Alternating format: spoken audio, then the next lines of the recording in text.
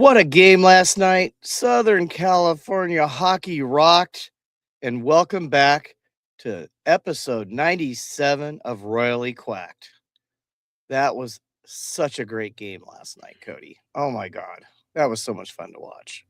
So let me ask you a question. Was the jersey matchup the best part, or were just the rest of the game the best part?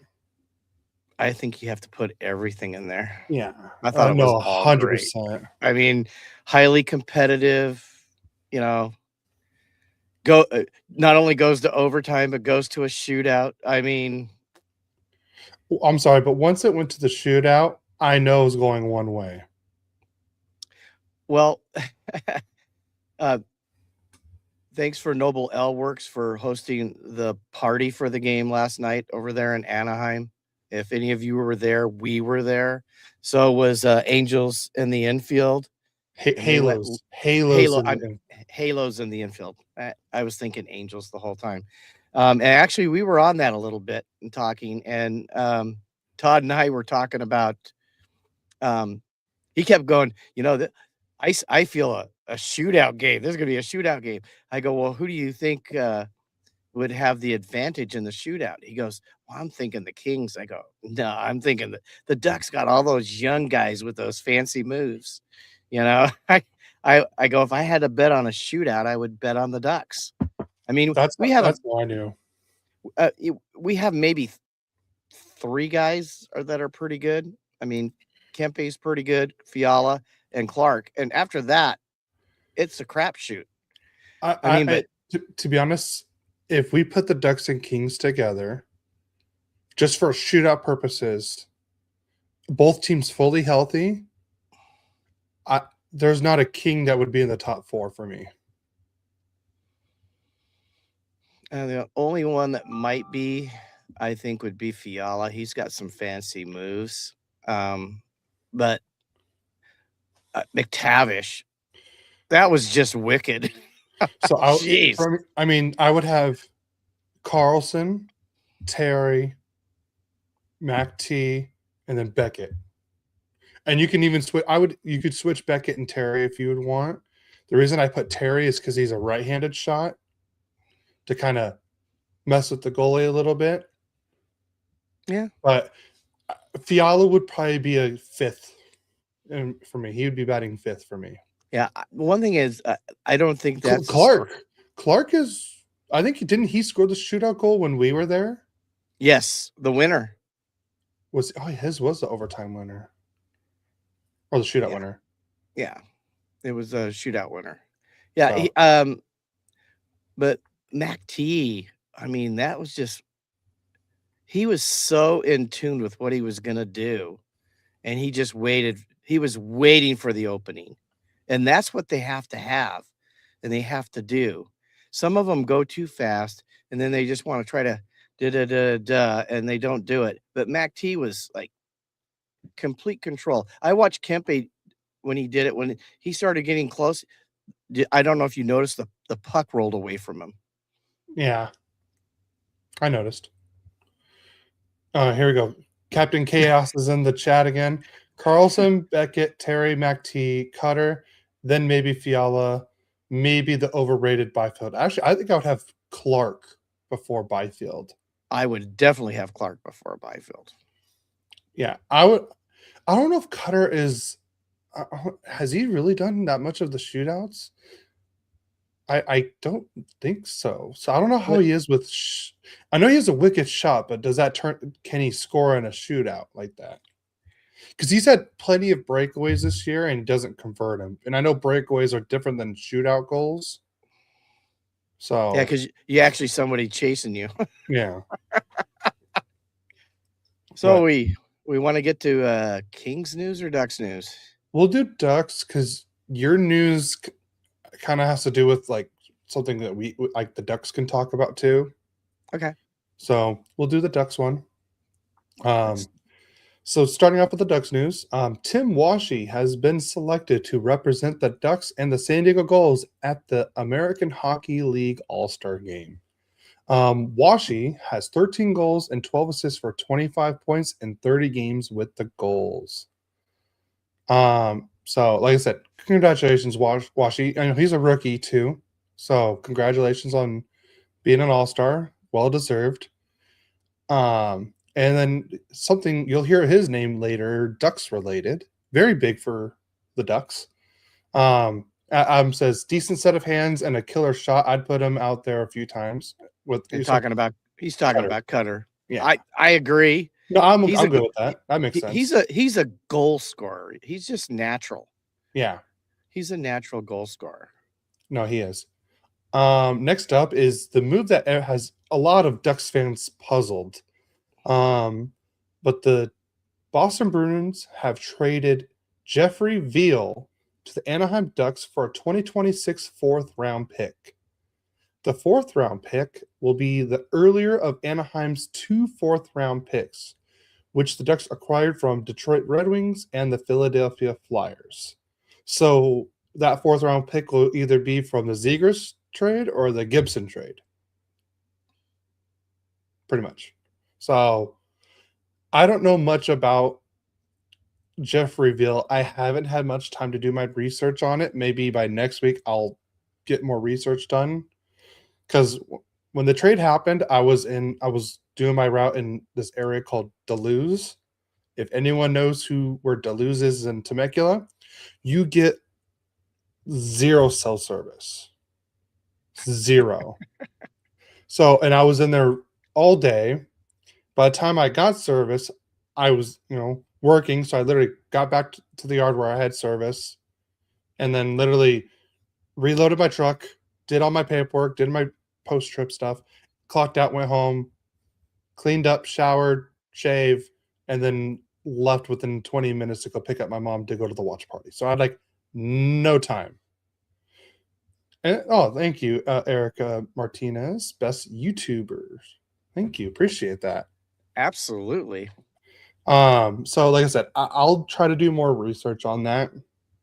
And then we'll see. All I know is I hear he's a Ross Johnston light. That's the best way I could probably talk about it, right? Without doing my research. Gotta ask, is that the human traffic cone or? Let me do more research, but it's probably more the human traffic cones one. So I appreciate that you liked the video. We really do. She liked the video. All right. Next up, Troy Terry has been placed on injured reserve list due to an upper body injury. Seems like this injury has been hurting him lately. Hopefully he's, back within a week or two. If not, let him sit out for the next week or two before the before the Olympic break. Then he'll get an extra 2 to 3 weeks off and be fully healthy at the end of February. So I hate to say it, but the Ducks have been playing pretty well with him out of the lineup. So no comment. Yeah. You're better with Terry. You're better with Terry, and you know it. No, I didn't say we were worse, but a coincidence. Sam Colangelo has been recalled to the Ducks, so we brought up Colangelo, and since we called up Colangelo, we sent Nikita Nestorenko back to the goals. So just a little 1-for-1.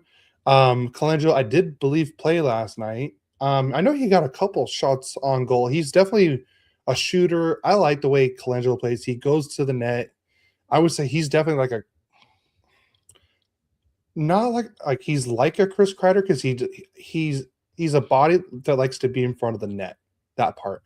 He's a good net front presence guy, and he likes to he's decent at the tip shots and everything. So I'm glad that we have him back in the lineup. I thought it should have been Colangelo and Nestorenko up this whole time. So, and the last bit of news and some sad news, guys. The Ducks have announced that Leo Carlsson will miss 3 to 5 weeks of game action after undergoing a procedure to treat Morel Laval lesion in his left thigh. Lesion, whatever. English is my second language. Yeah. So sad news, but hopefully, like I said, he there's a chance he could be missing the Olympics. Yeah, it might be your third language. Yeah, probably. Well, on to Kings news, and the rumors are starting, people. A lot of rumors here. So I was having some fun with this. I would do the first one along with the other ones, like at the bottom, because it's all trade spec. Let's add it all together. Okay. All right. So start off, is Jim Hiller on the hot seat? There's an article by Andrew Miller about it. Take a look at it. Also, Newell Brown finally on the hot seat. Did we not see how bad he was in Anaheim? I mean, really, come on. No, he's fine with you guys. Keep him. Extend him for life. So also, does Dean Evanson's firing put more heat on Hiller? Fans want blood. So on to the rumor mill. Is Jesper Kotkaniemi a good fit for the Kings? Tell us what you think. Well, you do know that there was a trade when Danault was still the Kings. They wanted to do a 1-for-1 Kotkaniemi for Danault, and the Kings denied it. Yeah, well, we'll see if that pans out. They got a second-round pick for him. We'll see if that turns out. Kings do pretty good with after the first-round draft. Also, the rumor mill, could the Kings target Alex Tuch? He's not leaving Buffalo. That's intriguing. And guess what else has sparked up Kings fans? Rasmus Andersson rumors. Ooh. Now I'm just going to give you a bunch of names. Brian Rust. Hold on. Before you do that, I mean, because see, if I remember right, there was rumors last year that the Kings were trying to trade for Andersson. Yep, and he denied because he didn't want to sign long term. Now, would you make a trade if he was just would you do the trade if it was a rental and no extension? How much longer is on his contract? He's a rental. That's why I said he's a rental. No, I'm not going to do that. Okay. No. By the way, you know what? Jesper Kotkaniemi is in year 4 of 8, and his cap hit is a 4.8 contract. Okay. Oh, then Kevin's in the chat. Happy Saturday, guys. Hope you guys had a good week. We did have a much better week. The Ducks finally won, so yay. Work-wise, it was a tough week, but Royally Quacked, it was an awesome week. Yes. Now on to some more names. Jordan Kyrou, Travis Konecny, Owen Tippett. I can see. Well, Rust, Konecny. I don't know, because Pittsburgh, where are they on the standings? That's like going to be the... Well, see, Rust is a goal scorer. Kyrou's a goal scorer. Konecny is a goal scorer, and they need goals. So, a lot of these rumors are popping up all over the internet. You guys can check them out. So Pittsburgh's 3rd place in the Metro. So I don't know if they'll be doing any deals like that. Then again, how much longer is Sid the Kid gonna play? So once he's gone, and then also Malkin, they're gonna either have to have a retool or a complete overhaul. So right now, Brian Rust. Hold on, Brian Rust is in year 4 of 6.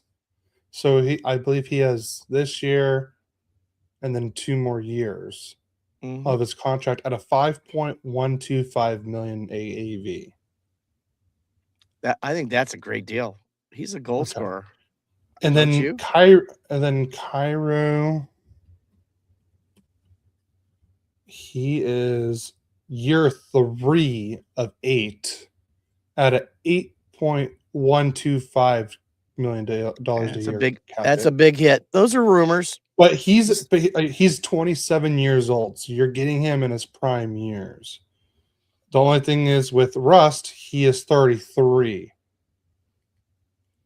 And then was it Kakanyemi? I know he's on the. Oh, I kicked me out. Let's see. Because if we're gonna do this, let's see like ages and contracts and stuff. Well, Kakanyemi is 25, so he's pretty young. We don't. And then have what was the other one you had? Konechny, Tippett. Travis. Konechny is 28. This is year 1 of 8 of his contract at 8.75 million, and he's 28 years old. And he's a goal scorer. And then Tippett, I can see because I know seems like his time in Philadelphia hasn't been as fun this year. I mean, I don't know if it's because of Talkit, but he's in year 2 of 8 at a 6.2 million cap hit. Sorry. Captain Chaos had too much to drink at the watch party last night and is probably going to not cause as much trouble as normal. I don't know if that's like a relief or not. That's okay. As long as you had a good time, Adam, it's all right. What was the over-under on beers on 4.5? For me, it was under. Oh, it was definitely under for me. I had 2.5.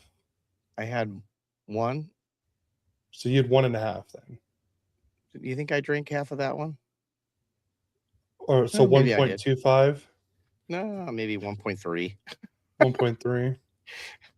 Anyways, on to my last bit of news. We can worry about all the. This is just some information for them to look for. We don't have to give them all the details. But I mean, we wouldn't be doing our due diligence if we didn't.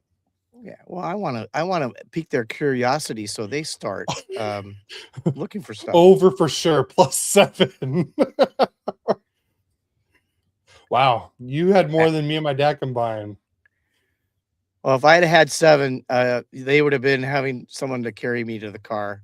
I would have been sleeping. Much. I would have been sleeping in my car. Yeah, Royally Quacked would have been late today. Mom said you was a good time last night. I think she meant it was a good time last night. Mom only had 2. I maybe she's still feeling the effects just slightly. You was a good time last night. Yeah, because I like I said, shout out to Noble Ale Works and everything. That the Dole Whip and the Peak Lemonade, those ones are just, oh my god! I should have brought a couple 4-packs home for that. Well, not only that, the Mighty Ducks Club was there with the raffles and supporting, hockey. Obviously, we mentioned about Halos in the infield, and then I've already forgotten the name. Top Fan Rivalry. Top Fan Rivalry was there, and it was Todd and Bill that were doing, I think, a majority of the watch party live stream, but they asked Cody and I to step in, and it was a lot of fun. I've never done anything like that before. So I've never really done that either. But we were having fun with it. I mean, I think we were supposed to be like play by play, but we started talking about everything else. I had such a blast. And thank you, Todd. Thank you, Bill, for letting us step in on that. It was a lot of fun. I definitely do it again. Definitely do it again. But let me finish Kings news now. It's only taken 20 minutes. Andre Lee is also headed to Rockport, Illinois to rep the Ontario Reign at the 2026 AHL All-Star Classic. Congratulations, Andre. Yeah, he was dangerous last night a couple times. Andre Lee was. He's a big boy. Yeah. And he's one of those guys. It's taken longer. I mean, if you ever watch like Locked On Kings or All the Kingsmen, when they talk to the scouting director, and they have at least a 5 to 7 year window for a lot of these players, because it takes unless you're a Celebrini, a Bedard, or a McDavid, a McKinnon, McCarr, not everybody can just pop in and play in the NHL. Yeah. And I got to tell you, and we did talk about this a little bit last night also. No one expected Beckett Seneca to do what he's doing, and Nope. he's a fun guy to watch play, and he's got a lot of the intangibles. He's got that long reach, and The hands. he's already taking advantage of some of the skill set God's gifted him with. So, and it's a lot of fun. He's fun to watch. I love hockey. I watch hockey a lot. Yeah. So we got a So couple from Adam. Mrs. Chaos had to drive home, and yes, it was a great time. Pink lemonade was dangerous. Yeah, the Dole Whip and the pink lemonade are very dangerous. And Andre Lee got a primary assist last night. yeah, he's a serviceable NHL player right now. Serviceable. I mean, Yeah. he's not fantastic, but he goes out and does all that small stuff you need to do, and he helps to try to make his team win. I mean, he had that one tip in goal when he first came up. Yeah. That's pretty much how like Nestorenko and Colangelo are for the Ducks, is exactly what Andre Lee is to the Kings. Yeah. It's like, not someone that's always gonna have points on the board, but their work ethic is what helps them with the team. But if you don't have players like that on your team, I mean, if you really look at teams that are winners, they obviously have their superstars that score a lot of goals and stuff, but you have a lot of other guys that are doing all that dirty work so they can score those goals. Yeah. And I like to use the example because I'm really old school, but you look at Magic Johnson and that era of Laker basketball, and do they win without Kurt Rambis? Do they win without God? What was Green? I can't. Robert Green? No, I can't remember. I can't remember. I'm drawing a blank on his name. He had a long streak of playing games, and he would get the rebound, get it out, and the fast break was gone. You need players that can do some of the dirty things so your superstars can win you games, and it all fits together. And that's what championships happen. When championships happen is when you have a good team chemistry of your superstars and just your guys that do the dirty work and work hard and so forth. So let's get on to league news. Yep. So the Carolina Hurricanes have acquired Juuso Valimaki from the Utah Mammoth for the dreaded future considerations. Also, Ottawa has signed James Reimer to an AHL PTO with the expectation that he'll sign an NHL contract soon due to Linus Ullmark's personal leave. So I forgot to update it, but he did sign a 1 year, $1 million contract, or I believe the league minimum. So there's a lot of stuff that's happened with the whole Ottawa thing. So I guess there was a lot of drama that had to do with this, because Jeff Merrick reported that he thought it was weird that Ullmark was on a personal leave, but yet he was still around the team. Like he wasn't like participating in practice and everything, but he was still around. So he thought that was weird. I want to see if I can find that. And I guess there was a rumor going around that I guess I deleted the statement, So there was a rumor going around that I guess some of the players reported that someone was unfaithful and snitched, and that's why Olmark took a leave.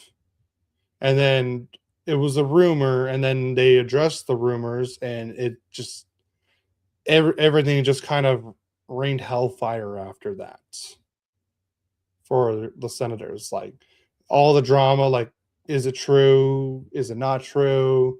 What's going on? But like I said, I don't know anything. It's none of my business to know any of that stuff. I just really want to focus more on the hockey part of it. But I've heard that Olmark's name has been in trade rumors too, because I guess things between him and Ottawa are a little shaky now, I guess. So we'll see what goes on with that. Wow. Yeah, a lot of drama there. Yeah. Okay. All right, so the Blues have re-signed Philip Broberg to a 6-year, $8 million AAV contract extension. What a great re-signing! That's one of the players they got from Edmonton in that offer sheet. Yeah, both guys have really helped the Blues, even though they've not had a whole lot of total success. But they're good players. Those were good signings. Yes, the Blues have also have signed Logan Malo to a 1-year, $850,000 extension, and that's on a one-way contract, meaning they're going to keep him up. He might get not dressed for a game or two, but he will be with a big team. Yeah, I'm trying to look up this last thing. It's not really giving me much of the stats. Let's see. Well, while you're doing that, I'll keep reading. Yeah. Jack Johnson, ex-King, has retired. Also, you had a question with this one, Cody, because I know you put this one in. New alternate jerseys. I will get to that in a second. So Jack Johnson, who played with the Kings, who was drafted by the Kings. Yeah. Columbus Blue Jackets, Pittsburgh Penguins, Rangers, Avalanche, Blackhawks, back to Colorado, and then finished with the Columbus Blue Jackets. In his last season, he played 41 games. He played a total of 1,228 games, 77 goals, 256 assists for 342 points. So, like I said, congratulations to Jack Johnson. That's what I want to make sure, former King, like that, and he was part of the first Kings Stanley Cup. Mom wants us to show the back of our shirts. Right. Oh, we want to do it now? I don't know. It's I can't.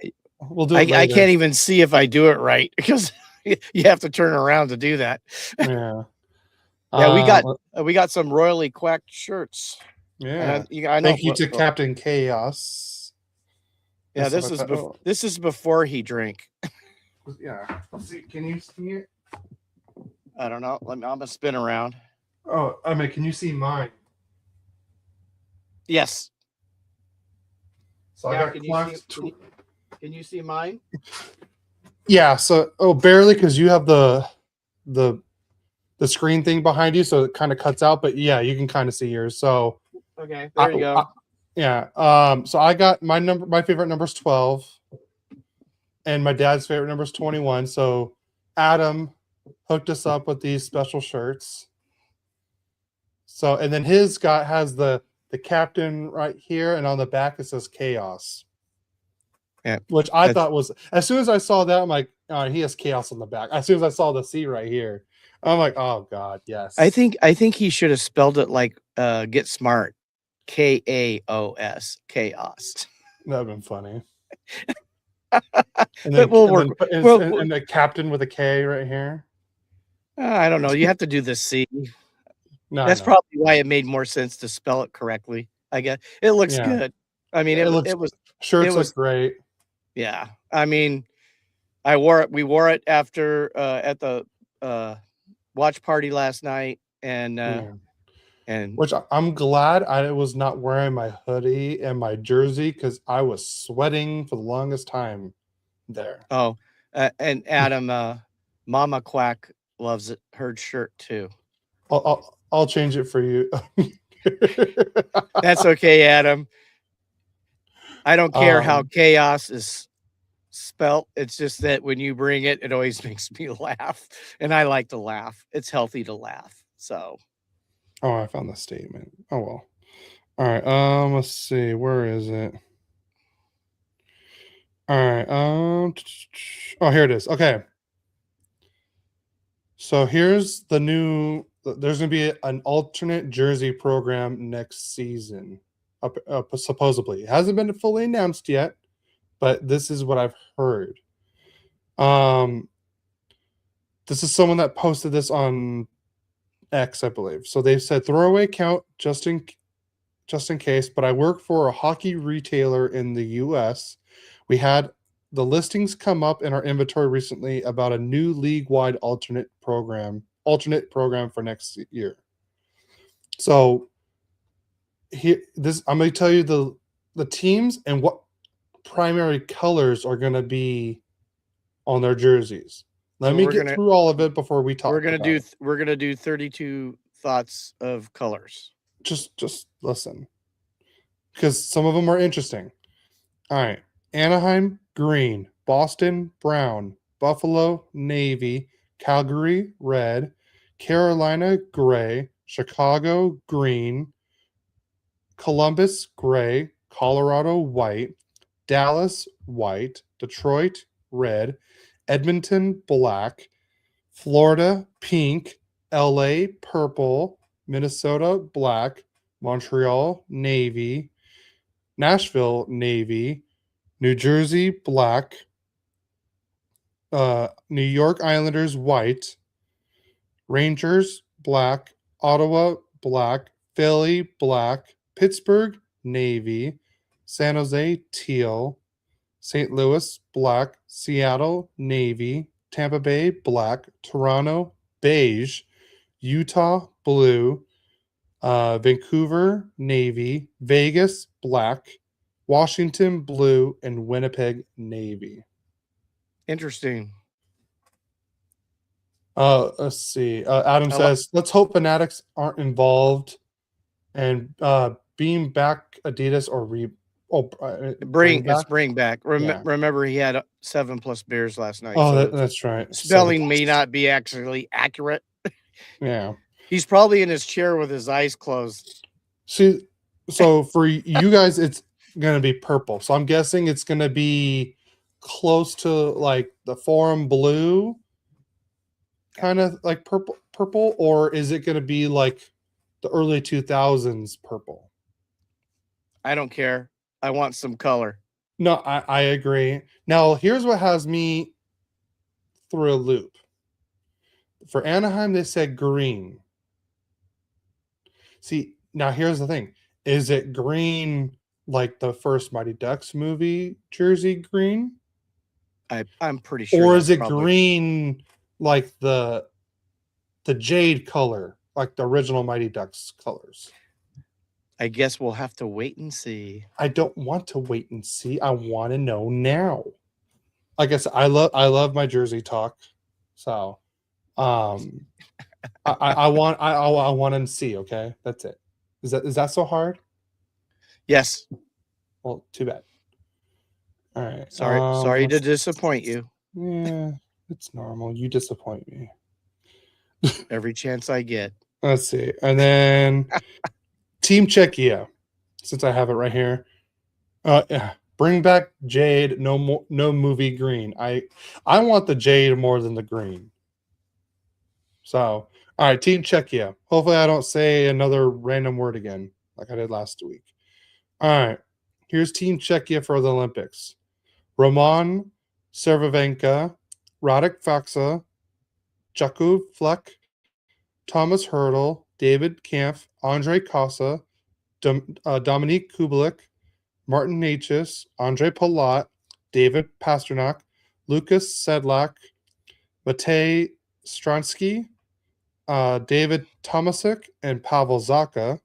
Defensemen, Radko Gudis, Philip Roenick, Michael Camphy, Thomas Kondratek, Jan Gruda, Radim Simek, David Spacek, and Yuri Timasek. And the goalies, you have Lukas Dostal, Karel Vamelka, and Dan Vladar. Which I'm actually surprised. There's one person I'm kind of surprised they didn't make it on here. But Dan Vladar has been very good this year, so I can see why he made it now. I thought they were going to have either Mrazek or Vanacek on there. But Vladar has been great for Philadelphia this year, so that's probably why. So I will give him that. Okay. You go now. You tired of talking? Okay. A little bit. The Penguins have signed forward an ex-King, Blake Lizotte, to a 3-year, $2.25 million AAV contract. Congratulations, Blake. He was one of those guys that would do all the dirty work. Yeah. The unfortunate thing is we got ourselves in such a bad cap issue. You know, we couldn't continue to raise his pay like for just what he was giving us. But I think we could still use him today. He would still play for us. Yeah. Because he's one of those guys that's constantly in motion. So, congratulations. Yep. All right. The Blue Jackets have fired head coach Dean Evanson and assistant coach Steve McCarthy, and Rick Bowness will come out of retirement and will be the team's new head coach for the remainder of the season. Rick Bowness has now coached the most games ever in NHL history altogether as a head coach, assistant coach, all combined. Wow. So he comes out of retirement to finish the year with the Columbus Blue Jackets. So we have our first domino of head coaches fired. And usually when there's one, there's probably going to be another soon. It's going to be interesting to see how many fall. Yeah.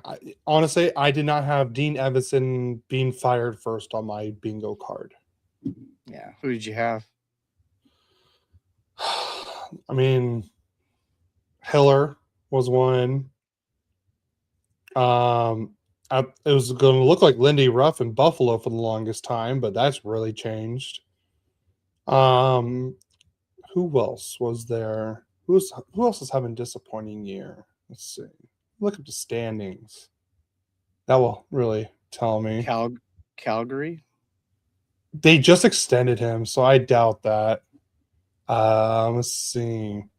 Oh, Greg Berube in Toronto, but they've played a lot better lately. It looked like what's his name from Nashville was going to get let go.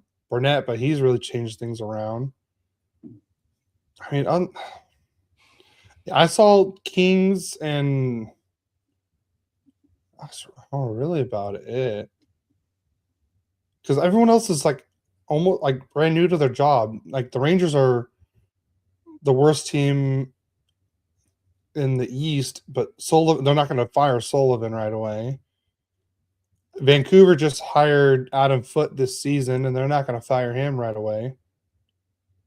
Hey, I like that idea. The Kings should fire Hiller and pick up Cronin. So Adam, that's the best idea Adam has ever had. A quick question for you. How bad is the hangover this morning? Because that isn't anything that better happen. No, that's perfect. I love that idea. Yeah, you would. So back on to finishing league news. Yes. Per Chris Johnston, in a joint statement, the NHL and the NHL PA say they were pleased with the Olympic hockey test event they did. They will continue to monitor the situation and expect that all work necessary to address all the remaining issues will continue around the clock, encouraging sign for the games. So This happens every Olympics because they take them to some place where they don't have enough venues and they have to make something. I remember Japan. Oh, they're not going to, whatever, the pool or something wasn't going to be done in time. And you know what? Miraculously, somehow, everything works. So don't panic. There'll still be Olympic hockey. So there was a little hiccup during the first test game. I guess there was a little like hole in the ice, and they said they were able to fix it within like I believe 5 minutes. Like, and they just got a little watering can and cleaned it up, and they said it played on. I believe they said they played 7 games over last weekend on there, and there was no complaints about the ice, so that's a good sign. I think it's just everything else is not good, and I guess there's a scoreboard issue where it's very small right now. So I think that's like another hiccup, but it is a good sign that at least the ice is good. So I think they said like it was the ice, the benches, and I guess kind of like where the players will be changing and everything. I see why you're laughing now. Yeah. So, but yeah, he also said the colors hung over, and then Adam put the scoreboard for the test game looked like a cell phone hanging in the air. I didn't see it's just what I've heard on other podcasts is the scoreboard was very small. I didn't know it looked like a cell phone. I'll have to try to find those pictures. But yeah, that's good news. So another thing of good news is Buffalo will be hosting the 2026 NHL draft in late June. The draft will once again be decentralized with teams in their home markets. Although there will be tweaks versus last year to improve it. The teams did vote to keep the format. I'm just happy that they're going to tweak the draft. I heard they're going to try and do rounds 1 and 2 the first day. If they're going to do that, they got to change a lot of things because the first round took 4 hours last year. Yeah. So here's one of my things. And see if everyone else agrees. If you trade, so say I have the 10th overall pick and you want the 10th overall pick and you trade for that pick, the time should not reset. Because if you're trading up for that pick, you have somebody in mind. You have somebody in mind. You know who you're going to take. So the clock should not reset, and you should just like, so say like there's a minute left, and like, and just they announce it at the thing, like, yes, there's a minute left. Let's just say, all right, the Ducks have traded the 10th overall pick to the Kings for Adrian Kempe. I'm kidding. Just making fun of it. I know. You know, and then so right away, and then just have the Kings guy go up, or Gary Bettman's like, all right, and since with this trade, the Kings have selected blah blah blah 10th overall from this hockey team and nation. You know, that's instead of like, oh, the time has ran out for the Ducks. All right, the Ducks have traded the pick to the Kings. The Kings restart the clock. I'm like, no, you're just wasting more time doing that. Agreed. All right. Adam says, I think Bar Down posted a photo. I saw it on Instagram somewhere. I'll after we're done here, I'll try to check that out. So, all right, and you want to keep going? You want me to? I will. Well, I did the last one. Did you? The Buffalo trade, or the draft? Oh, that you did. I'm sorry. I was lost. That's not the shocking. Penguins have announced Erik Karlsson has been placed on injured reserve with a lower body injury. Yeah. They're paying him a lot of money. I I'm just curious if is this gonna hurt him with the whole Olympics too? Possibly.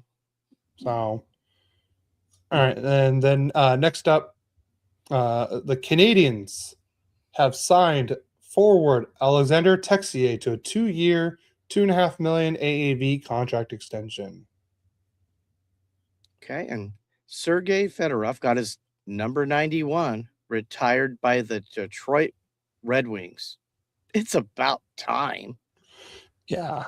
So you heard the whole drama with all that, right? I actually have not. So there's a couple reasons why it took so long for Fedorov to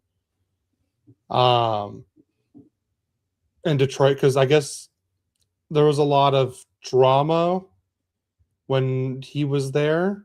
So I guess the owner at the time for the Carolina Hurricanes, the owner of Carolina and Detroit were like rivals, like work wise, not hockey wise, work wise.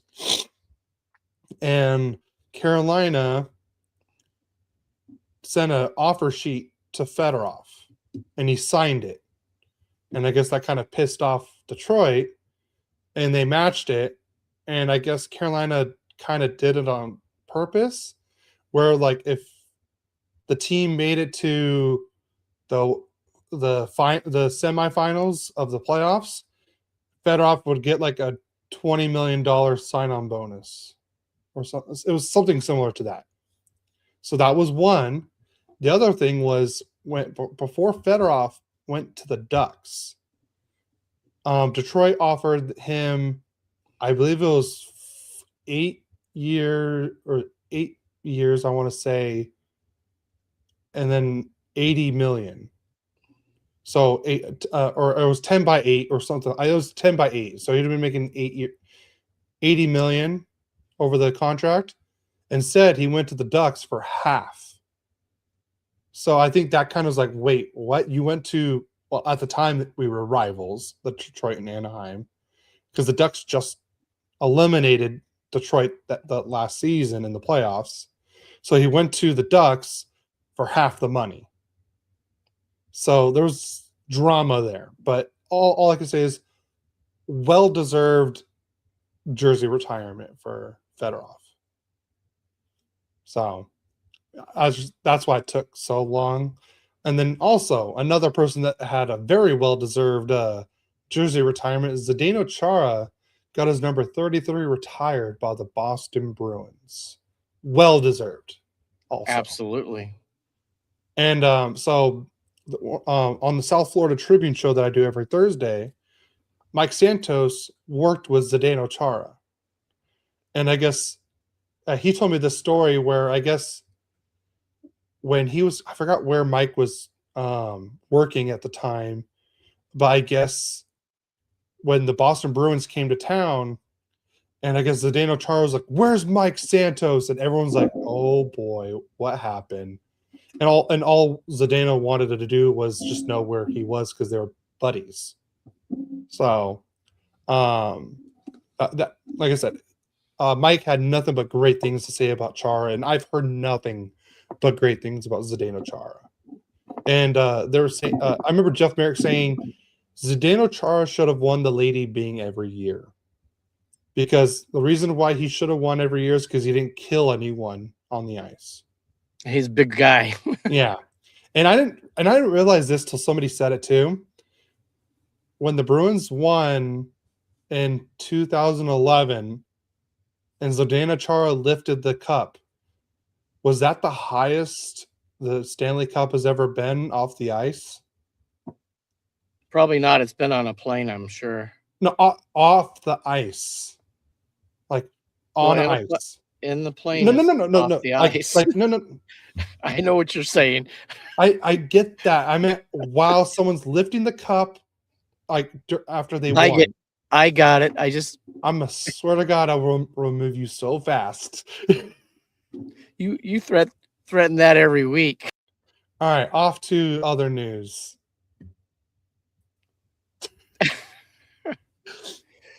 right, go ahead. Okay. This will not be a rebuild. You want to know who said that?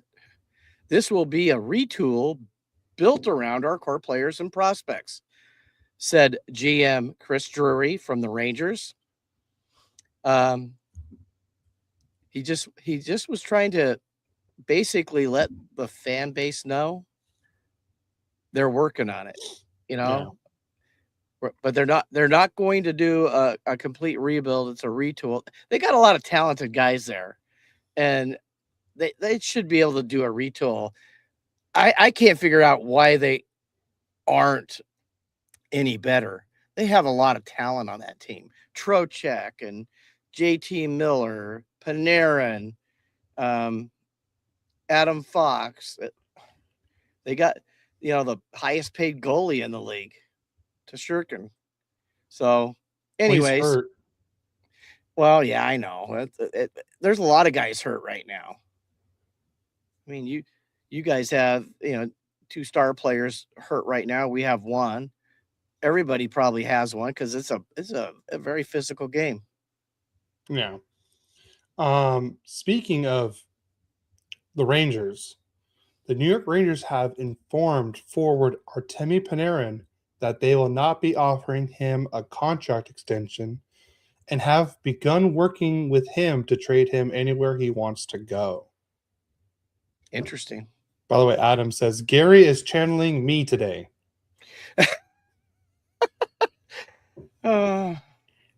Which is very true. And that's scary. Very scary. Also, the Wild have placed forwards Matt Boldy, lower body, and Joel Eriksson Ek, lower body, on injured reserve. Boy, Eriksson Ek, he just pisses everybody else off on the ice when whoever his opponents are. We saw a Scary Gary. I like it.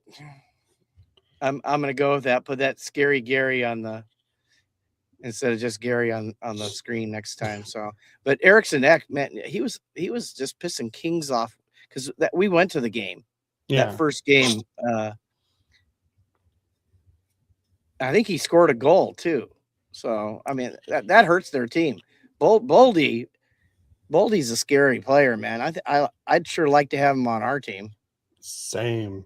So you remember when they did that unanimous player poll of players you want to punch in the face that they did a few weeks ago? Uh-huh. Well, Eriksson's name was on that list. But the funnier part was it wasn't from other teams that voted for him. It was his own players. Yeah. I'm sure they love him for doing it because it just gets things going. Next thing somebody hits him and they, or they'll slash him or trip him and they're in the box and you got a power play. Yeah. All right, you ready to get into game recaps after an hour? Yeah, I'm ready.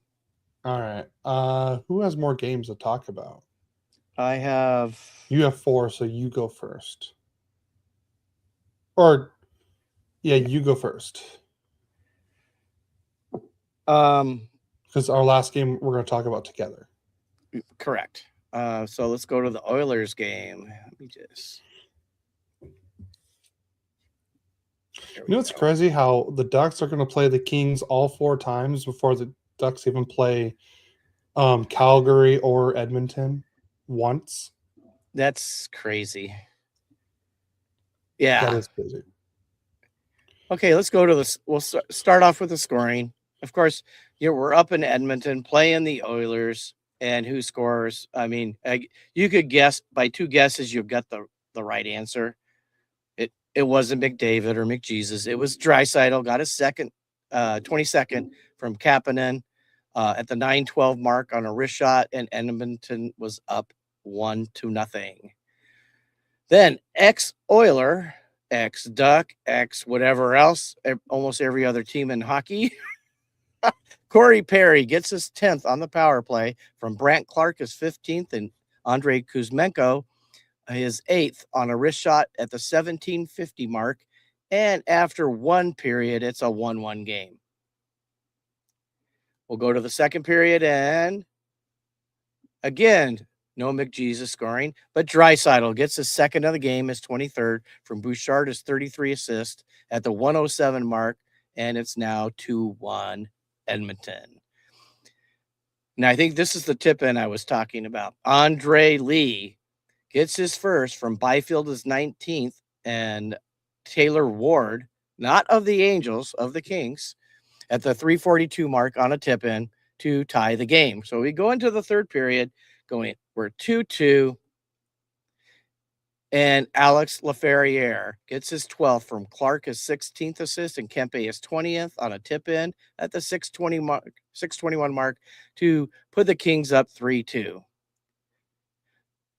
But now, if you want the next goal, yes, it was McJesus. He got his 30th on the power play from Nugent Hopkins, his 25th, and Bouchard, his 34th, to tie the game 3-3. Well, we went to overtime, and, well, just like a lot of games, we go to a shootout, and McDavid started it off on a backhand save. So Adrian Kempe is the first King up. He scores on a snapshot. So the Kings up 1-0 after one round. Draisaitl on a slap shot did not score. And then it was Brandt Clark on a wrist shot. He did not score. And then Nugent Hopkins gets shut down. And in a shootout, miracles do happen. The Kings beat Edmonton in Edmonton 4-3. Let's go to the stats.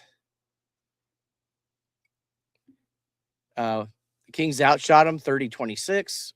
The faceoffs at 54.4% for Edmonton, 45.6% for the Kings. The Kings were 50%, a 1 for 2 on the power play, and Edmonton was 1 for 4.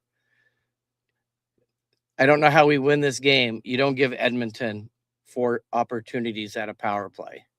That's usually 2 or 3 goals. Hits were even at 12. Block shots, the Oilers had 20. We had 12. Of course, almost every game we give away more than the other team. We had 19 giveaways. They had 15, and they had 6 takeaways, and we had 4. Let's go to the 3 stars of the game.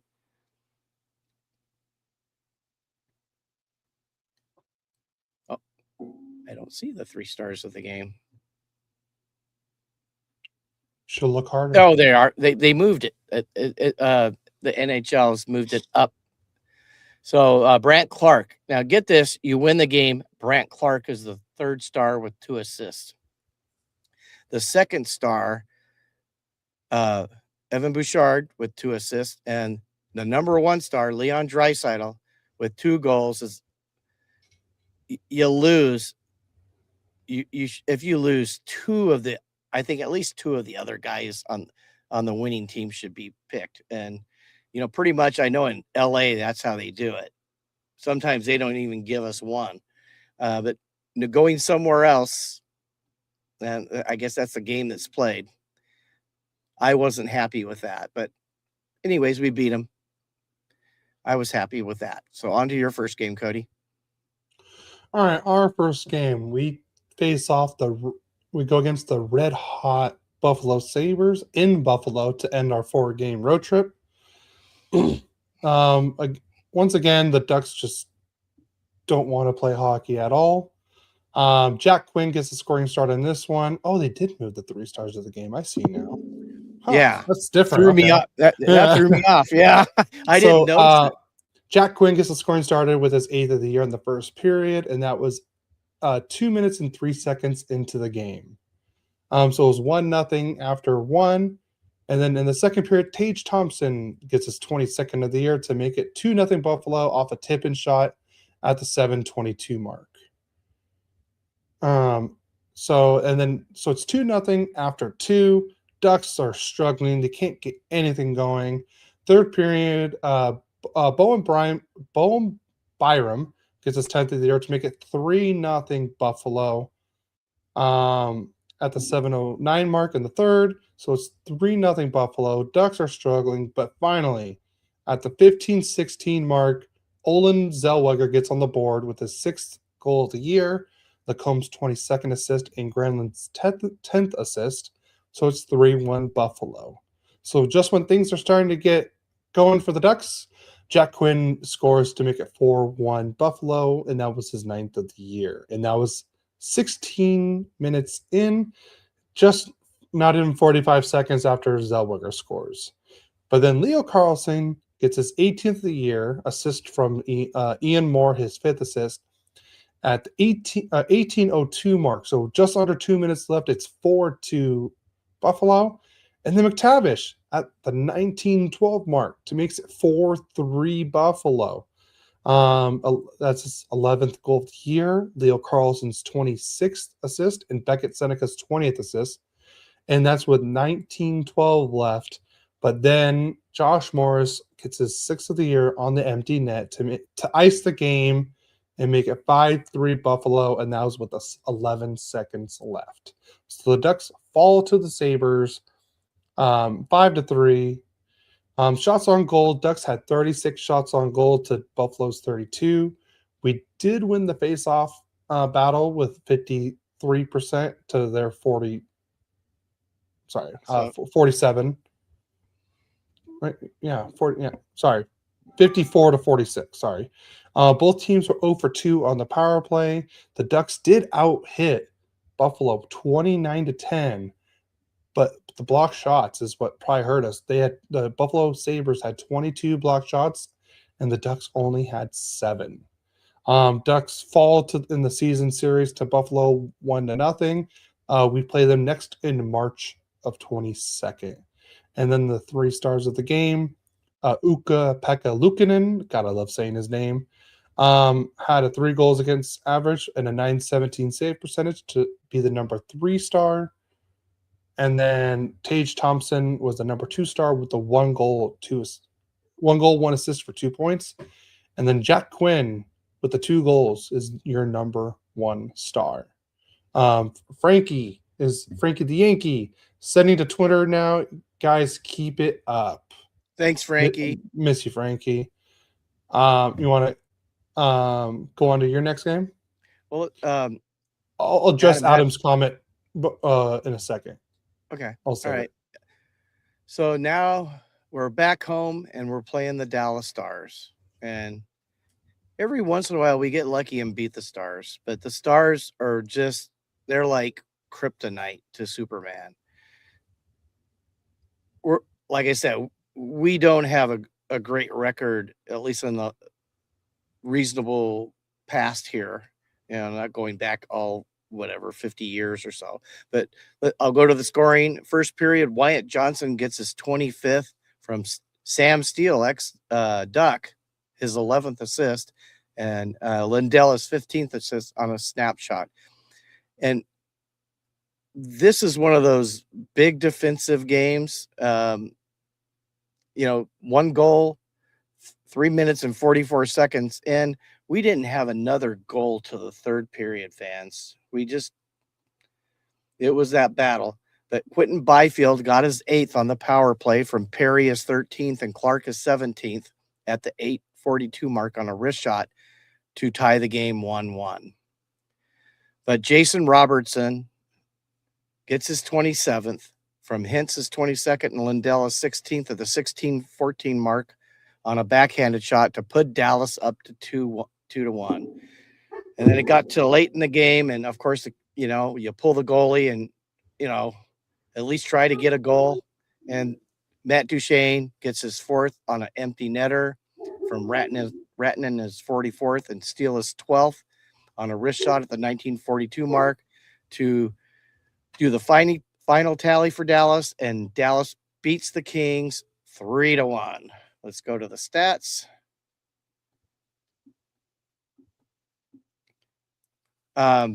Kings outshot them 25-18. Faceoffs, we got waxed by Dallas, 56.4% to 46.3. We were 50% on the power play, 1 for 2. We did not have a penalty in this game. What a miracle. That's been what part of our problems this year. We're in the box too much. Hits, Kings out hit them 24-17. Block shots, 13 for Dallas, 12 for the Kings. Hey, we won the giveaway. They gave up 15, we gave up 10. And takeaway 7 for Dallas, 3 for the Kings. 3 stars of the game. Corey Perry was the 3rd star. This is exactly what I'm talking about. They lost the game. They gave our token guy, Perry, with an assist, the 3rd star. Jake Ottinger, one of my number 1 goalies in fantasy hockey, has been doing really well for me. He was the 2nd star with a GAA of the game, 1 goal and a .960 save percentage. And then Wyatt Johnson with a goal was the number 1 star. Now on to your next game, Cody. So you guys fall to the Stars, and we finally snapped the 9-game losing streak against the Stars. Yeah, we tired him out for you. It was back to back. Yeah, sure. Chris Kreider finally gets a goal, his 15th of the year, and that was 3 minutes and 36 seconds into the second period, so we had no scoring in the first. Mikhail Granlund with his 11th assist of the year, and Gudis' 8th assist. If you haven't seen this shot, you need to check it out. It was a great shot from Kreider. So that's how we finally got the scoring started again, and it was nice to keep it because then in the third period, Beckett, or as we call him, Buckets, Seneca gets his 15th of the year unassisted. That was at the 12:03 mark on a backhanded shot, and to be honest, I don't know how he put this in. I don't even think he knew how it went in. Again, you need to watch both of those goals because they were just very. One was a very good, and the other one was like, how did that go in?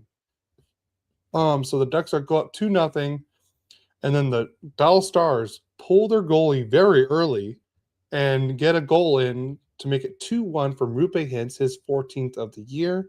So it's 2-1 Anaheim. But then after Dallas pulled the goalie again, Jacob Trouba gets his 8th of the year on the empty net. Lacombe gets his 23rd assist. And Trouba ices the game for the Ducks. Ducks win 3-1 at home in Anaheim, finally ending the 9-game losing streak. And I'm happy to say that the Ducks did win the season series against the Dallas Stars, 2-1. The stats: each team had 25 goals. Face-off percentage was 51-49. Both teams did not have a power play goal. Dallas was 0 for 3. Ducks were 0 for 2. 29 hits for the Ducks, 24 for Dallas. Block shots, 21 for Dallas, 17 for Anaheim. Here's the big difference: 20 giveaways for Dallas, 16 for the Ducks, but 8 takeaways for the Ducks and only 1 for Dallas. Your 3 stars of the game: Bucket with the 1 goal is the number 3 star, and then Chris Kreider with the 1 goal is your 2nd star. And the main reason why we won this game is Lukasz Dostwal with the .960 save percentage in this game.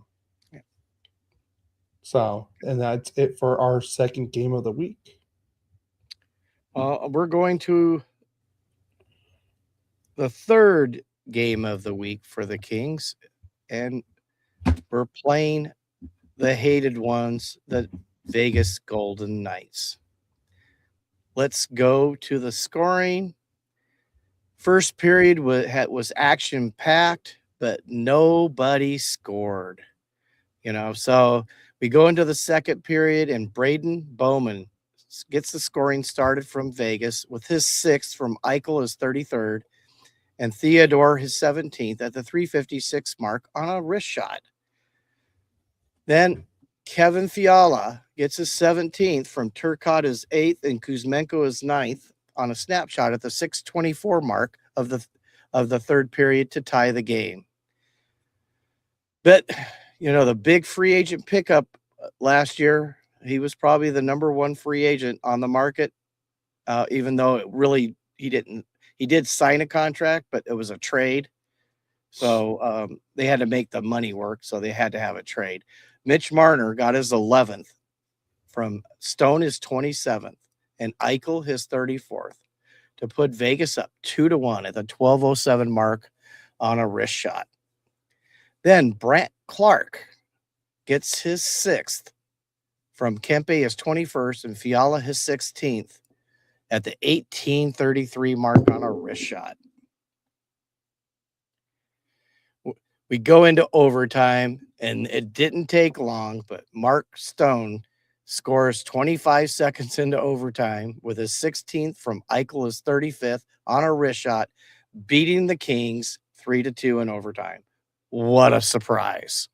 What a surprise that the Knights and Kings went into overtime. Oh, no. Well, it's like every game. Let's go to the stats. We had Vegas had 27 shots, Kings 24. Hey, here's one. We won 56.8% of the faceoffs to 43.2. Dallas was 50% on their 2 power plays. Kings were 0 for 1. Hits, Kings out hit them 24-20. Vegas out hit us 20. No, I take it back. We out hit them 24-20. Block shots. They out block shot us 20-13. Giveaways, we had 21, way too many.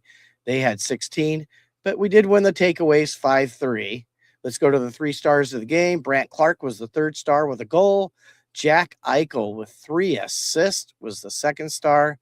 And the number 1 star, Mr. IR himself, Mark Stone. LTIR. Yeah. He had a goal and assist. So Kings end up losing 3-2 to the hated ones. All right.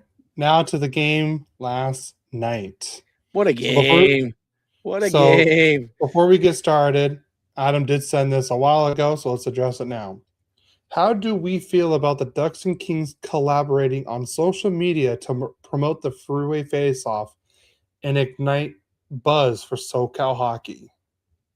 Honestly, I loved it too. Like, they were good, they were funny, and I liked how they even did the NHL 26 like game one where they each chose the different jersey, like the jerseys throughout the years of when we played against each other, like the Stadium Series or the early 2000s when the Ducks came in and everything like that. And they even did like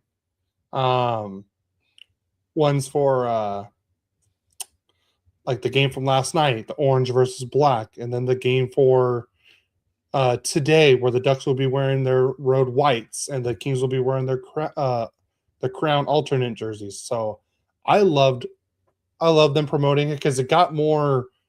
I feel like it got more traction for both games.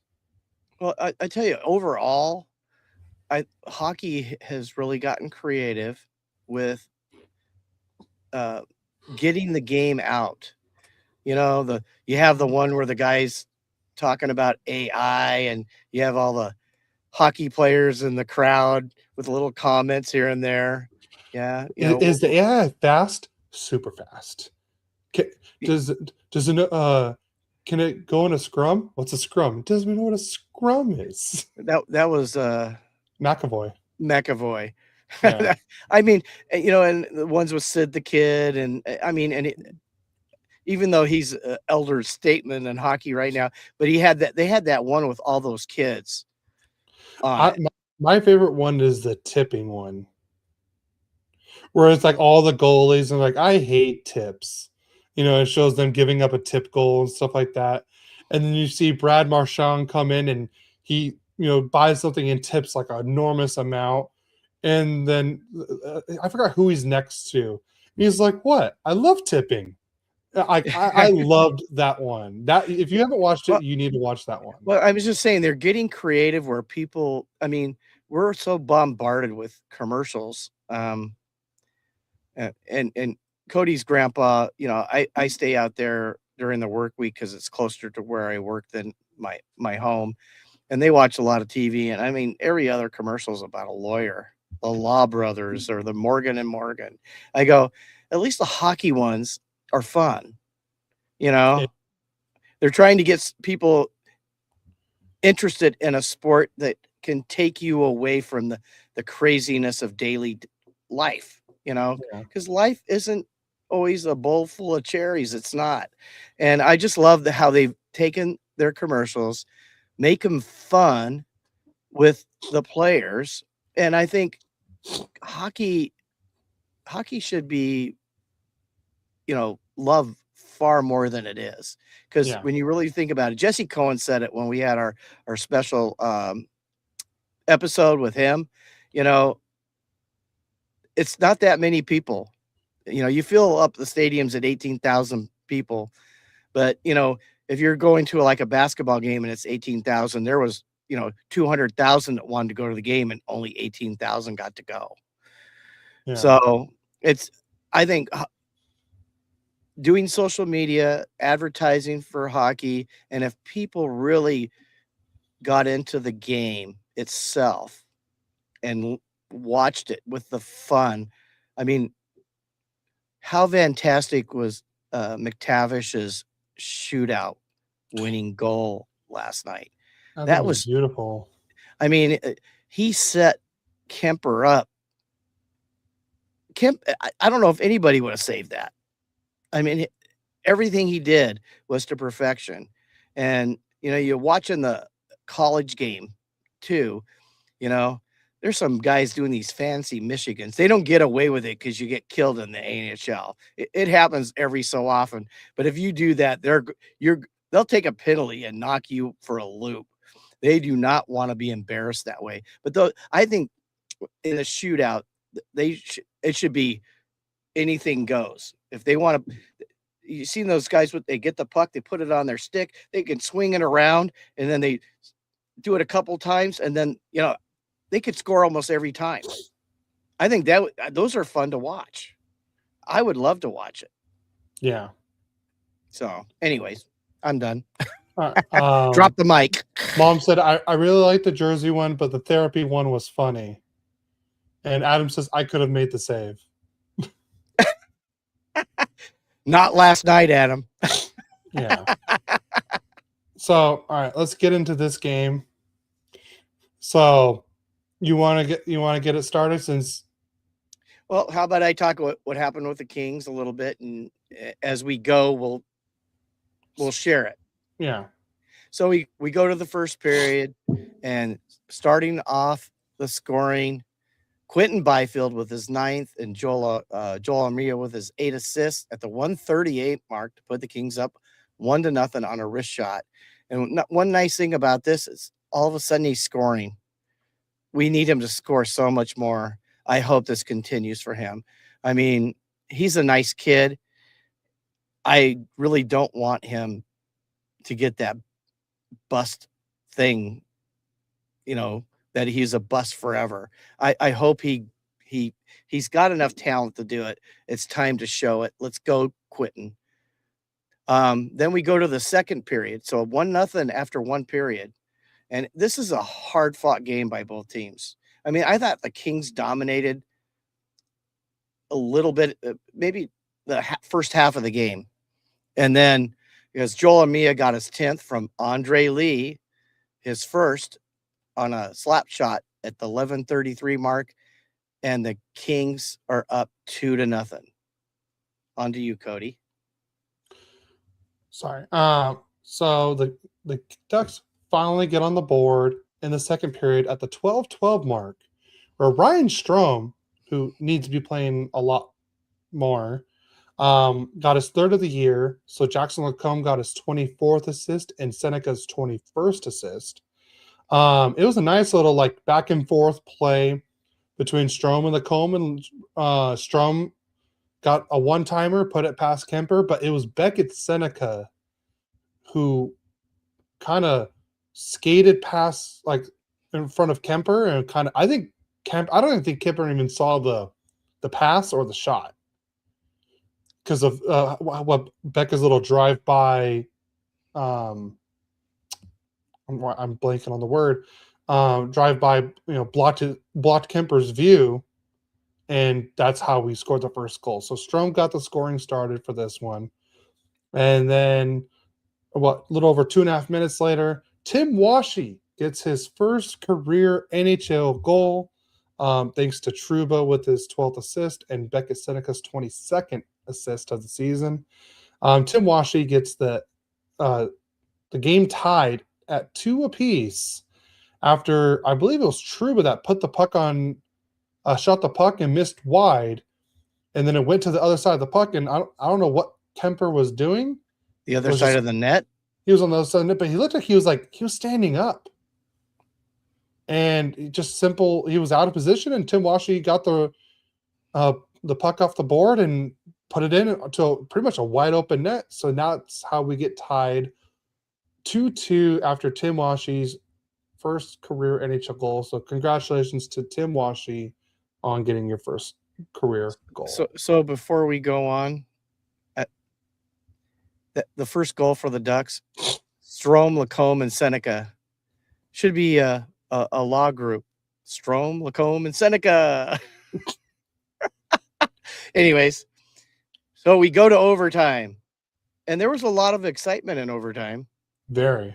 It could have both teams had chances. I thought the Ducks played better in overtime than the Kings myself. Yeah. But then obviously nothing happens where the game isn't decided in overtime, and we go to a shootout. And it was LA. Kempe went to shoot, and he failed. And then go ahead, Cody. Who was your? Sorry, what Adam said. Sounds like ambulance chasers. It does, doesn't it? Yeah. I just find it funny. Yeah. It just has that ring to it. Well, didn't you guys have you guys had a line last year? It was what? Fogel, Deneau, Deneau, Fogel, and more. Yeah, that sounded more like a law firm. But yeah, Mikael Granlund was the first one up for the Ducks in the shootout. He tried a wrist shot and was denied. So then on the second shootout for the Kings, it's our defenseman, Brandt Clark. And I got to tell you, I'm well pleased with Brandt Clark this year. He's playing better. They're giving him more time. We need to continue to do that. I hope he inspires Byfield to follow him. And the Kings are up after, our second attempt on the shootout, 1-0. But that lead does not last long because Bucket Seneca just dances the puck in front of Kemper and just dangles the puck and backhands it in to tie the shootout 1 apiece after 2 rounds. Yeah, it was a pretty shot. That was a very pretty. What a play. I mean, I wish I could have actually watched the game a little bit more. I was on that podcast for quite a bit. And Todd even said this is going to go to a shootout. So Bill, what's funny? Bill said that even before that, before you guys were talking. Yeah, it gave that feel. I mean, really, when you talk about, especially, they're only like maybe 35, 40 miles apart. Yeah, arenas, and it was a game. They should both be proud of how they played this game. They came to fight, and it was just it kept you on your toes the whole time. I mean, obviously the Kings went up 2-0.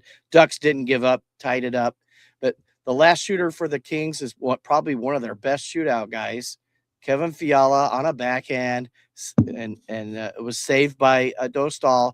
So after the first half of the third round of a shootout, it's still 1-1. Now up to you, Cody. And that tie does not last long either because Mason McTavish is money when it comes to shootouts. He dangles, he goes back and forth, and what a move by McTavish where he's going really slow and then at the last second kind of speeds up right past Kemper and hits a backhand, and that thing was barred down.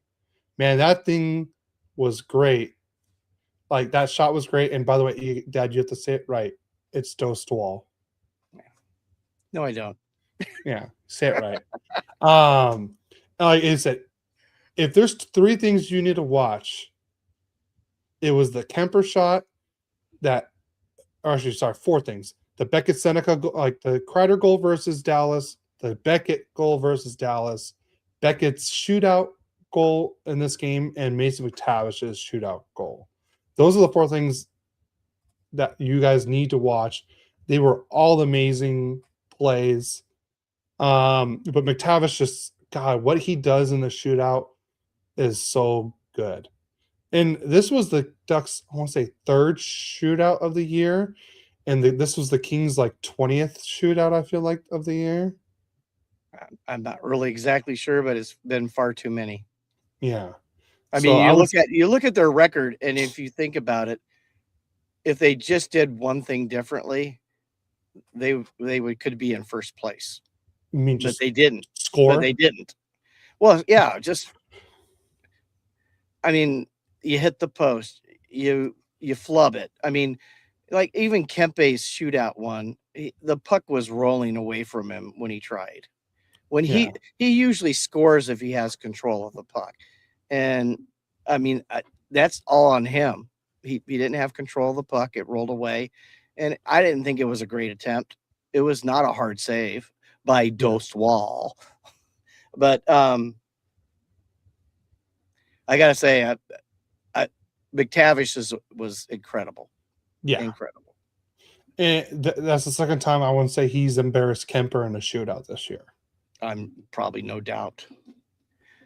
So no doubt. But all around, what a great game last night was. The watch party, doing the podcast with Todd and the Halos on the infield, Mikey from the Mighty Ducks Club, seeing Max and Adam and Andrea. We had, like I said, we had so much fun. And then, so me and my dad did a little detour after the first intermission where we went to the Brewery X real quick, and because they had a watch party over there, and we saw JoJo over there, and we have a surprise for that later to be announced later. And then he's like, hey, because we told him we were at the watch party at Noble Airworks. He's like, hey, are you heading back like right now? And we're like, yeah, we're gonna leave in the next few minutes. And then he goes to the tent and then gives me a Dostal signed hockey puck. He's like, hey, go give this away over there at the other watch party. So just know that, Ducks fans, JoJo has everyone is ready to help out anyone at whichever watch party you're at. He was thinking of both of us. The funny thing, when we went to the Kings game, we got to meet Mikey Alexander, and this was my first time in person meeting JoJo. I mean, I think he hugged me like 3 times. Yeah. He goes, I love what you guys are doing. Da-da. I mean, we are rivalries, but almost all of us are just overall hockey fans first. So it's not this hate relationship. Everybody is a good sport. Most people are a good sport about it. I mean, to me, if you lose like we lost last night, and obviously at our watch party there was way more Duck fans than Kings fans. Well, and it was a Ducks watch party. Yeah, but Bill, there was quite a few Kings fans there, but not nearly. Bill was at the last one when it was Ducks versus Columbus. He was there. So yeah, I mean, but what I'm trying to say is that the game's over. We can all still be friends. We can laugh and love the game of hockey, and that's the way it should be. So I mean, it's okay. When I don't hate the Ducks. I never have hated the Ducks. One of my favorite players was a Duck. So and I would even pull. I mean, if y'all know it's Teemu Selanne. I mean, he's right there with Robitaille for me. But I love Paul Correa too. Yeah. And I wish they would. Have they been continuing the that podcast where they were the first podcast? They haven't been doing that one as much. The from Mighty Till Now. Yeah, if you haven't listened to the Timu Korea one, you'll end up loving them both. I mean, totally two different people with two totally different likes and dislikes, but they're like best friends. They're literally the term opposites attract. And not in the way you're thinking. And yes, it's not that. Teammate. Best friends. Best friends. And it's so funny when they tell stories. If you haven't listened to that, highly recommend it. Anaheim, I'm going to say it right now. You need to bring it back. You need to keep that going because they had quite a few good ones. Yeah. You got to hear some of these guys who are retired, and a lot of them are Hall of Famers, and what they're doing, and they're just funny. I mean, I like listening to it. So yeah, same here. So other than that, do you want to get to predictions for next week? Let's do predictions. Because I don't have. We have another very big game tonight. Yeah. All right. I'm putting. Am I going first? Yeah, I guess. You have. You go. You go first. You have 4 games. I only have 2.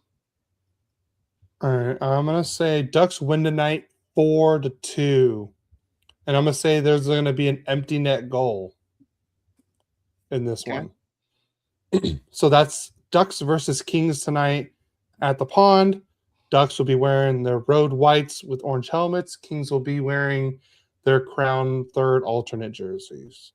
And then on Monday, the Ducks are home against the New York Rangers. I'm gonna say a win. I'm gonna say 5-1. Yep. And then our Timmy Panarin's like, hey, I'm going to go to Anaheim just like Kreider and Trouba. So, and that's going to be like mid-game kind of a trade. And then in the second half of the game, Panarin will be on the Ducks. I'm just kidding. Wow. Wednesday, the Ducks are in Colorado, face the best team, best of the West, best of the league. And I'm not too fond of this one. I'm going to say a 4-2. Oh, yeah, 4-2 loss to the Avalanche. Okay. And then on Friday, the Ducks head back to Seattle. I'm going to say the Ducks need a win. I'm going to say a 5-2 win over the Kraken. We need to, these are the games the Ducks need to win now, especially like tonight and especially Friday. Those are the 2 games they need to win more than any of them, but we need to win more now. That's the goal. We can't be losing games to division opponents right now. It's not going to help us. So let's just go over that again. You have the game tonight, Ducks beating the Kings 4-2. Yep. Then on Monday, you have Ducks beating the Rangers 5-1. Mm-hmm.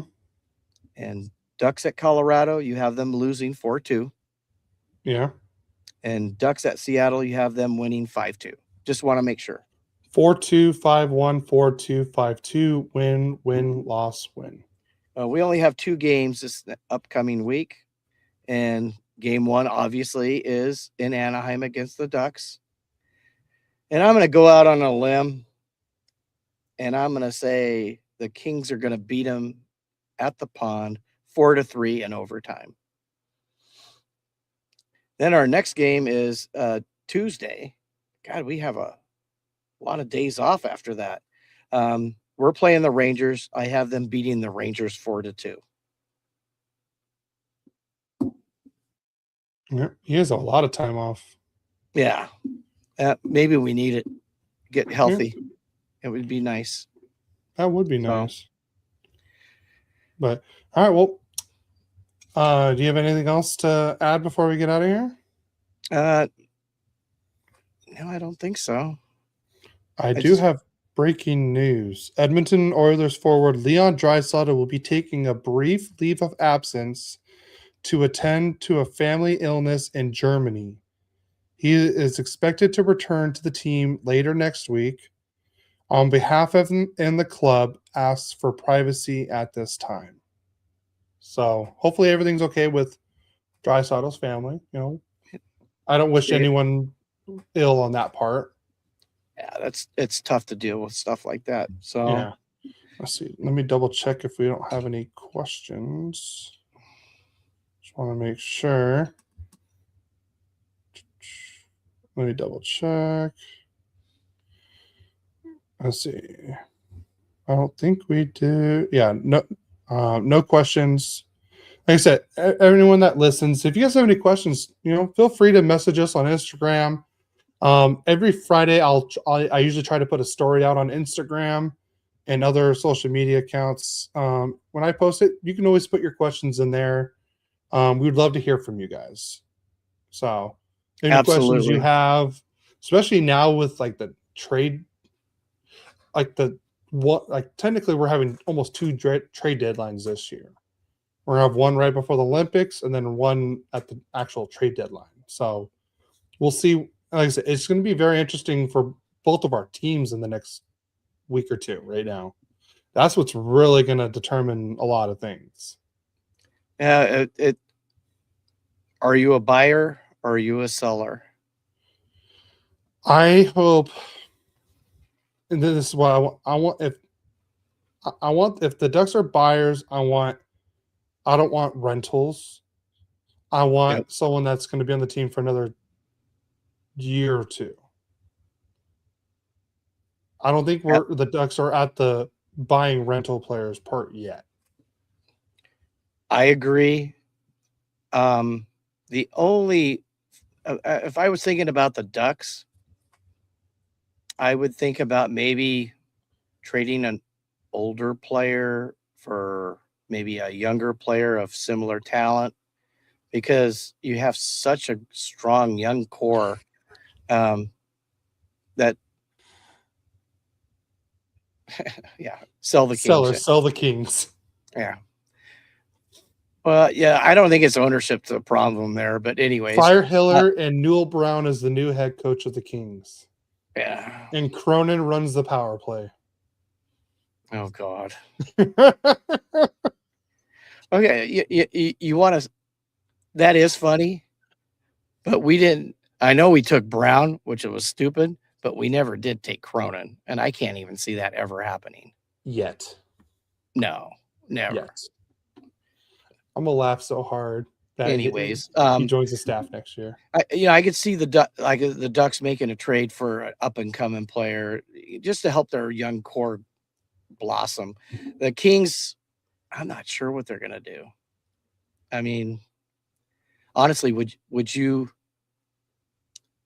I mean, Dowdy's got one more year. Would you have Dallas Eakins as a defensive coach?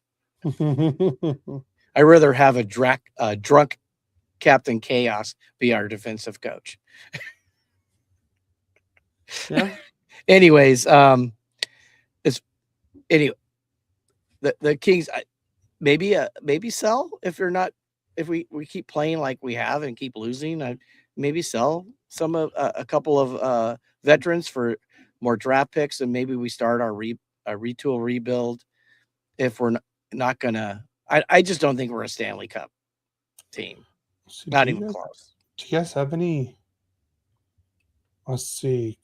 Kopitar, Kuzmenko, Perry, Malott, and Ward. Those are your forwards that are on expiring deals. No, but I mean defense, Moverari.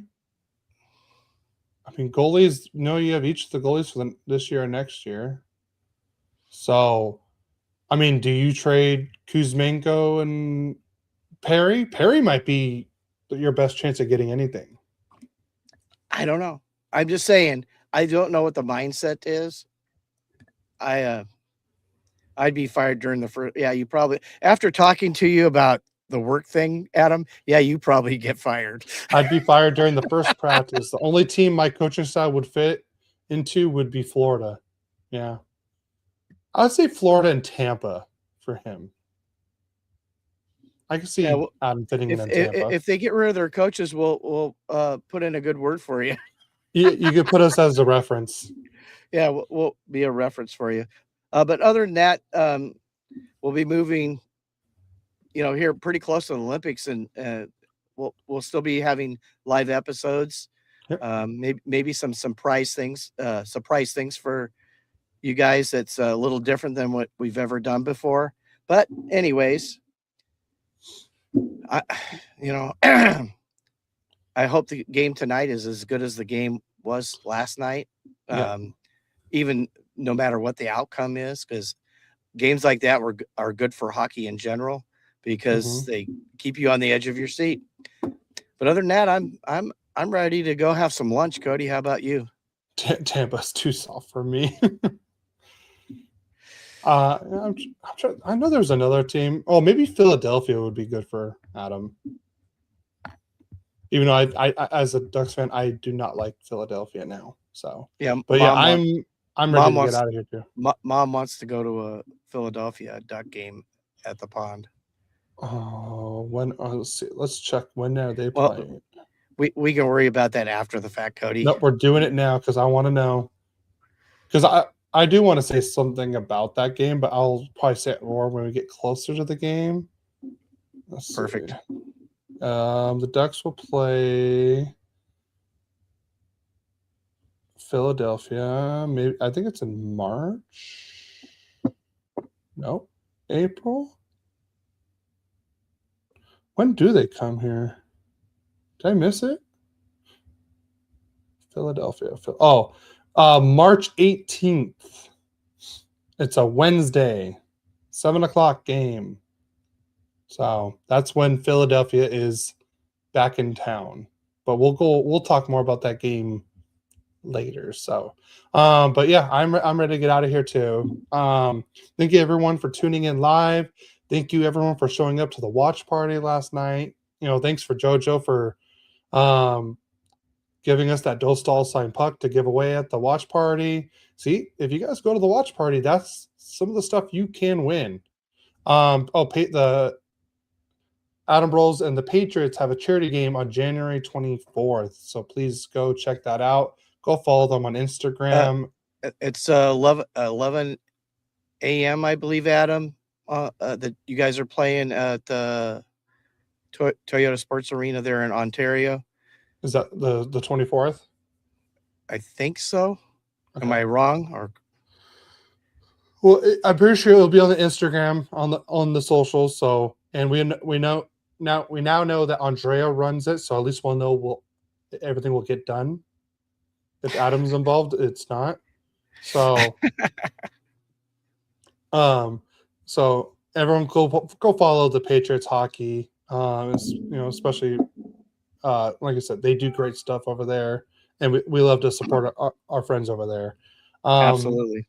So just here it is. 11:30. 11:30 game, Toyota Arena versus the Riverside Stars, the Sheriffs. So wait, I got a question. If you hit one of the other teams, like, do they arrest you on the ice? I'm just asking. I'm asking for a friend. Well, keep going. He'll answer when he's ready. Yeah. But everyone, thank you again for tuning in. If you're listening to this on audio, make sure you hit the download button. Make sure you leave a review on Apple or Spotify. You can even leave comments on Spotify. So put the comments in there. Leave a review or rating. It really helps the podcast, so much. People on YouTube, make sure you hit the subscribe button, hit the like button, put comments in there too. Like, feel free to talk. Put your comments in there. We want to hear from you guys as well. On Twitch, same thing. Hit the follow and comment on the video like Kevin does every week for us. So, and then what was the other one? Dusk says, sorry, I missed most of the live cast, but is there another watch party tonight? I don't know if there's an official watch party. I don't think the Ducks have one, and the Mighty Ducks Club and the one at Noble Ale Works. I don't think there is. The Ducks did post one that there's gonna be more later on. So, Dusk, if you want to, I could send it to you on Instagram if you message me on there. I can send you the Ducks watch. But I think you're a Kings fan. I don't know. I've never seen if the Kings do watch parties like that. I'm sure they probably do. I'm sure they do. One reason that they had it last night is it's not at the pond. Yeah. And it would have been, that's because Noble Ale Works is just down the street. Yeah. Really close. Hectic.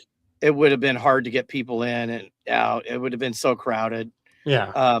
They were smart to do their watch party last night while they were in LA playing, because it just wouldn't have worked tonight. It'd be so crazy. People would get frustrated and turn around and go home. So parking would have been hell, like a Brewery X last night. Yes. But yeah, everyone, like I said, subscribe, follow, download, like, comment, review, rate. We very much appreciate it. Go follow us at Royally Quacked. Follow us at the Mighty Ducks Club. Or go follow us Halos in the infield. You'll see the live commentate and us just messing around the whole time. But it was so much fun with Todd and Bill over there. And go follow Top Fan Rivalry as well. What else am I missing? Like I said again, shout out JoJo for that Dostal sign puck. I really wanted to keep it, but but it was meant for the fans, and that's the main thing. So, on that, anything else to add? Let go Kings go. All right, we'll see you next week on episode 98, and let's go Ducks.